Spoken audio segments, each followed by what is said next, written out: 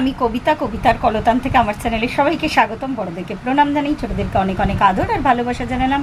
আমি চলে এসেছি এখন হ্যাশট্যাগ আমরা সকলের আজকের বিষয় নিয়ে। আজকের বিষয় রঞ্জনাদি দিয়েছেন সানাইয়ের আওয়াজ, বরযাত্রী, কিছু অভিজ্ঞতা। তো সানাইয়ের আওয়াজ বলতেই অবশ্যই বিয়েবাড়ি, মানে বোঝাই যাচ্ছে যে বিয়েবাড়ির বিষয় বলা হয়েছে আর কি। তবে আমার একটা ছোটোবেলার স্মৃতি আছে, মানে আমার স্মরণে যতটা না আছে, একদম আপছে একটু স্মরণে আছে। আমার বাবা মা বেশি বলতো, আমি তখন অনেক ছোটো ছিল, একটা অদ্ভুত ঘটনা আর কি। আর না, বাসে ওঠালে আমি বমি করতাম। তো বাসে এরকম আমাকে ওঠানো হয়েছিল, তো নিচ থেকে মানে আর কি একটা ব্রিজের ওপরে বা যাই হোক এরকম বাসটা যাচ্ছিল, দক্ষিণেশ্বর থেকে ফেরা হচ্ছিল, ব্যান্ড পার্টি যাচ্ছিল সানাই বাজাতে বাজাতে।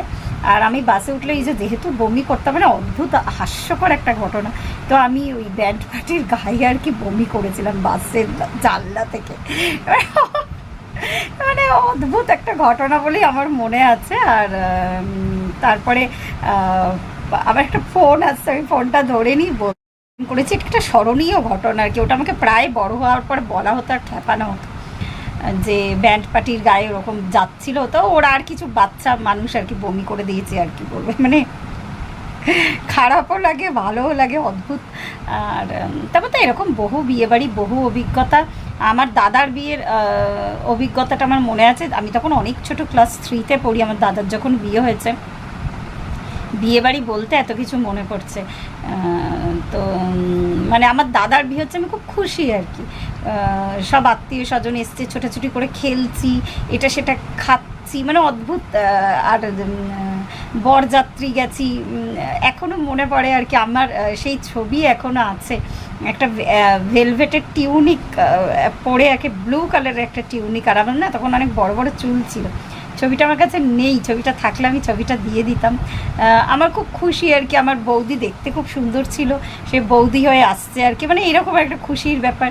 তো বরযাত্রী যাতে মানে খেতে, আমি একদমই ছোটোবেলা থেকে কোনো বাচ্চাই খেতে পারে না, একদমই খেতে পারতাম না, কিন্তু আমার কাছে একটা লোভনীয় জিনিস ছিল চাটনি খাওয়া। তো চাটনি খাওয়ার জন্য আমি বারবার প্রত্যেকটা ব্যাচের সাথে বসছিলাম, মানে আর কিছুই খেতে পারছিলাম না, শুধু চাটনি খাবো। তো এরকম অনেক অভিজ্ঞতা আছে। এরপরে তো এটা সেটা করে নিজের বিয়ের অভিজ্ঞতার কথা বলি, তো আমার বিয়ে তো ওইভাবে বরযাত্রী, মানে বরযাত্রী এসে বিয়ে ওরম হয়নি আর কি। তো একটাই অনুষ্ঠান হয়েছিল, বউ সেজে বসেছিলাম বটে, কিন্তু সেরকম বরযাত্রীর আগমন বা ওরম কিছু না। তো নিজের বিয়ের অভিজ্ঞতা আর কি বলবো আর কি, সবারই যতই, যদিও ল্যাব ম্যারেজ, বহু বছরের আলাপ, অনেক ছোটোবেলা থেকেই আলাপ ছিল, কিন্তু তা সত্ত্বেও একটা এক্সাইটমেন্ট যে একটা নতুন জীবনে প্রবেশ করতে যাচ্ছি।